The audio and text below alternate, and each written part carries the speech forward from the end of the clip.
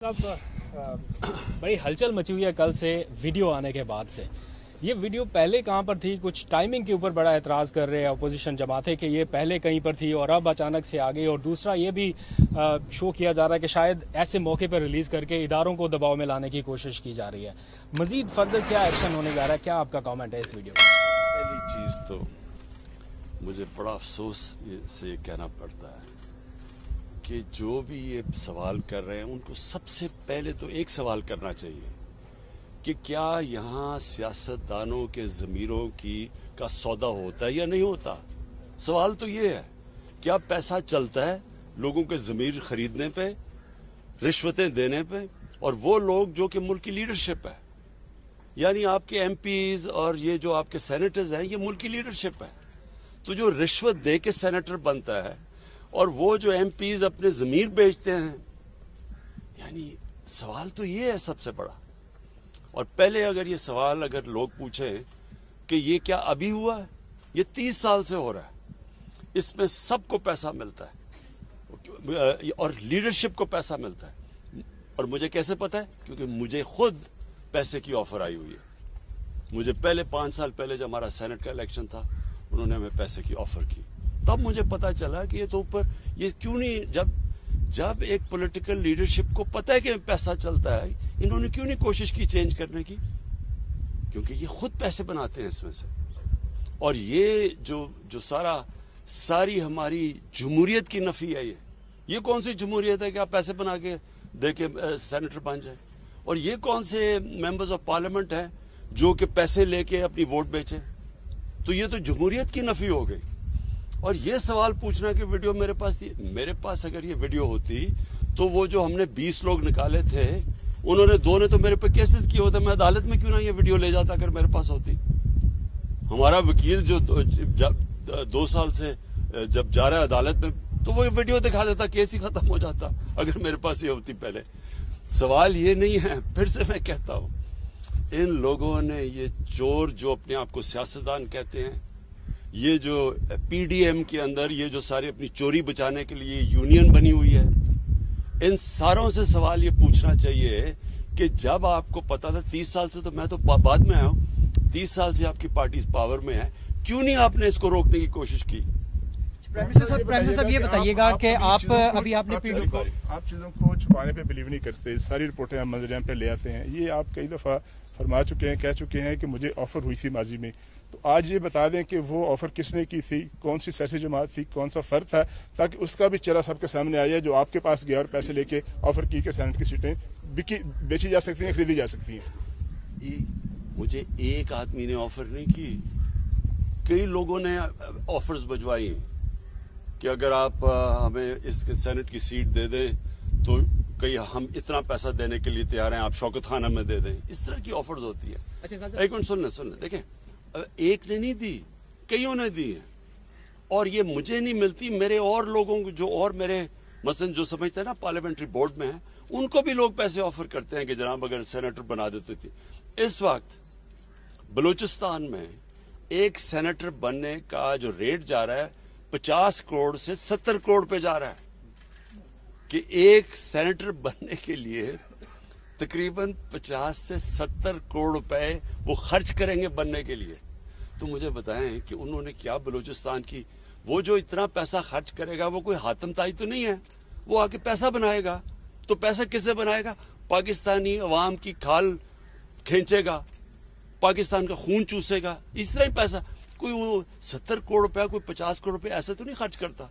Prime minister साहब ये बताइएगा, प्राइम मिनिस्टर साहब ये बताइएगा, अभी आपने जिस कादिर ने वीडियो का जिक्र किया, सर इसमें जो जिन्होंने पैसा लिया, जिन्होंने दिया, वो तो सामने आ गए। इसके नतीजे में जो सेनेटर्स मुंतखब हुए, आपने तो कल कार्रवाई की और अपने वजीर कानून को आपने हटा दिया, लेकिन इसके नतीजे में जो सेनेटर्स मुंतखब हुए, आपको नहीं लगता कि इलेक्शन कमीशन को उनके खिलाफ आर्टिकल 62-63 की कार्रवाई करनी चाहिए? और साथ ही सर इस वीडियो के आने के बाद मौलाना फजलुर रहमान ने आपको उनसे सियासत सीखने का मशवरा दिया, इस पर भी कमेंट करते हैं सर। देखें, इसमें जो ये इनकी जो लीडरशिप है दोनों मेन पार्टीज की और फजलुर रहमान, ये सबको पता है कि पैसा चलता है। और फजल रहमान तो सबसे ज्यादा पैसा बनाया इसने। इसकी पार्टी में तो वो सेनेटर बन गए जो JUI में नहीं थे, वो बाहर से आके सेनेटर बन जाते हैं। कैसे बनते हैं? सवाल तो इनके ऊपर करना चाहिए। और देखें इस वक्त सबसे इंपॉर्टेंट चीज क्या है, सेनेट इलेक्शन आ रहा है। अब क्या हमें जब पता है कि ये पैसे की पूरी एक सियासतदानों की मंडी लगी हुई है, रेट्स फिक्स हो रहे हैं, तो क्या हमने इसी सिस्टम के तहत इलेक्शन करवाना है? जब ये दोनों पार्टीज ने चार्टर ऑफ डेमोक्रेसी में वाजे कहा था, इनके चार्टर में लिखा हुआ है कि ओपन बैलेट होनी चाहिए। पिछली बारी ये नून लीग ने बार कहा कि जब ओपन बैलेट होना चाहिए, मैंने तायद की नून लीग के हाँ जी ओपन बैलेट होना चाहिए। आज ये क्यों पीछे हट गए हैं? मैं तो ये सवाल पूछ रहा हूं। जब पता है अब असल इशू ये है सेनेट इलेक्शन, बाद में तो तफ्तीश करते रहें। इशू ये है कि क्या सेनेट इलेक्शन हमने इसी करप्ट सिस्टम के जरिए लड़ना है या ट्रांसपेरेंसी लेके आनी, ये सारा इशू है बस। अच्छा प्राइम मिनिस्टर साहब, पाकिस्तान एक ज़रूरी मुल्क है और हमने देखा है कि कल भी कैबिनेट ने गंदम और चीनी इंपोर्ट करने की बात की है और उसकी इजाज़त भी दी है। ज़रूरी मुल्क होने के बावजूद हम चीज़ें इंपोर्ट कर रहे हैं खाने पीने की। साथ साथ हमने देखा कि कंस्ट्रक्शन के ऊपर आपने पूरा जोर लगाया, उसके नताइज तो सामने आए, लेकिन अब ज़राअत के ऊपर भी आप मीटिंग्स कर रहे हैं। सर हम जहाँ भी जाते हैं लोग हमसे कहते हैं, आप वज़ीर आज़म से बात करते हैं तो उनसे पूछे इतनी महंगाई क्यों हुई? सर ये इस हवाले से ज़रा आवाम के जो खदशात हैं उस पर ज़रा जवाब। ये बिल्कुल ठीक बात है आपकी। महंगाई की सबसे बड़ी वजह क्या है? जब रुपया गिरता है, जब डॉलर के मुनिस्बत रुपया गिरता है, तो वो महंगाई बढ़नी होती है। क्यों? सारी चीजें जो बाहर से आप आती है वो महंगी हो जाती है। जब पीपल्स पार्टी आई 2008 में, तो तब रुपया गिरा, तब 25% रुपया गिरा, 25% तक महंगाई चली गई। आप उठा के देख लें 2008-9 में आज से बहुत ज्यादा महंगाई हुई क्योंकि रुपया गिरा था 25%। हमारी बारी 24.5% रुपया गिरा जब हम आए। और वो रुपया क्यों गिरता है? क्योंकि जब आपकी इंपोर्ट्स ऊपर चली जाती हैं, एक्सपोर्ट्स नीचे चली जाती हैं, डॉलर ज्यादा मुल्क से बाहर जा रहे होते हैं बजाय अंदर आने के, रुपया गिर जाता है। रुपए की डॉलर की शॉर्टेज होती है, वो डॉलर ऊपर रुपया नीचे। जब रुपया नीचे गिरता है, तेल महंगा, तेल महंगे के मतलब सारी ट्रांसपोर्ट महंगी, उसका मतलब बिजली महंगी, आधी बिजली तेल से बनती है, गैस आधी गैस बाहर से इंपोर्ट होती है वो महंगी, उसके बाद दालें महंगी, 70% दालें बाहर से आती है वो महंगी, घी वो बाहर से आता है घी महंगा, और फिर जब बाहर की कीमतें बढ़ती हैं फिर महंगी, पेट्रोल की कीमत बढ़े फिर महंगी। यानी जो महंगाई है, अगर आपका आज अल्लाह करे हमारी एक्सपोर्ट्स बढ़नी शुरू हो जाए, जो बढ़नी शुरू हो गई हैं, और हम इंपोर्ट्स से ज्यादा एक्सपोर्ट शुरू कर दें, तो हमारा रुपया मजबूत होगा, महंगाई कम हो जाएगी। सो ये याद रखें कि ये सबसे बड़ी वजह। दूसरी वजह बदकिस्मती से ये थी कि हमारी 2 बारिशें मौसम की तब्दीली की वजह से गलत टाइम पे आ गई, तो जो हमारी गंदम होनी थी अच्छी भली, वो हमारी बारहनी गंदम कम हुई, तो जब उसकी कम हुई तो इंपोर्ट करनी पड़ गई।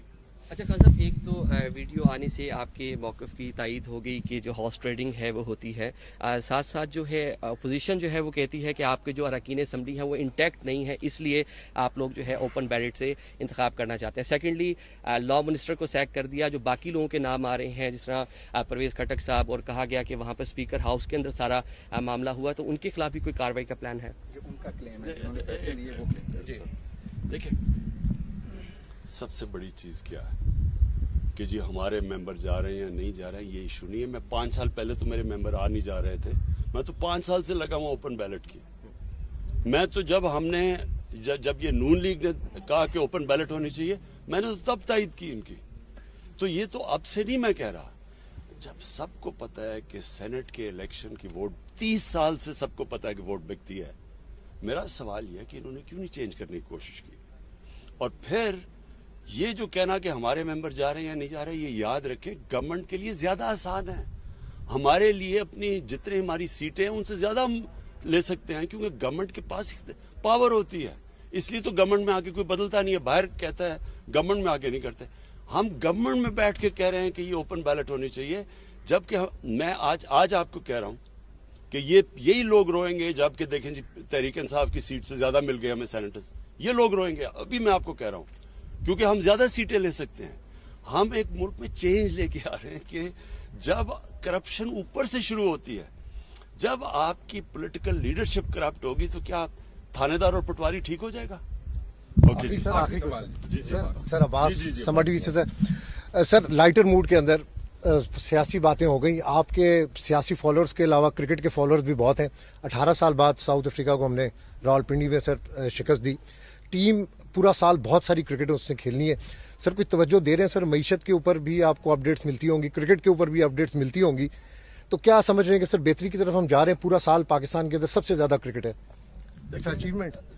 देखिए सच आपको बताऊं तो मुझे क्रिकेट के ऊपर कोई ज्यादा टाइम नहीं, बल्कि मैंने मैच भी नहीं देखा। मुबारक तो टीम को देता हूं, लेकिन मुझे मैच देखने का मौका नहीं मिला। लेकिन मैं आपको एक चीज कहना चाहता हूं, जो बुनियादी स्ट्रक्चर है पाकिस्तान क्रिकेट का, वो ठीक कर लिया। जो मैं बड़ी देर से कह रहा था कि इलाकाई क्रिकेट होनी चाहिए, ये ठीक हो गई।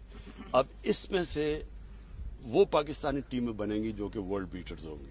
अभी तक हम अच्छी टीम है, हम वर्ल्ड बीटिंग टीम नहीं बन सके अभी तक। उसकी वजह यह है कि हमारा जो बुनियादी क्रिकेट स्ट्रक्चर था वो गलत था।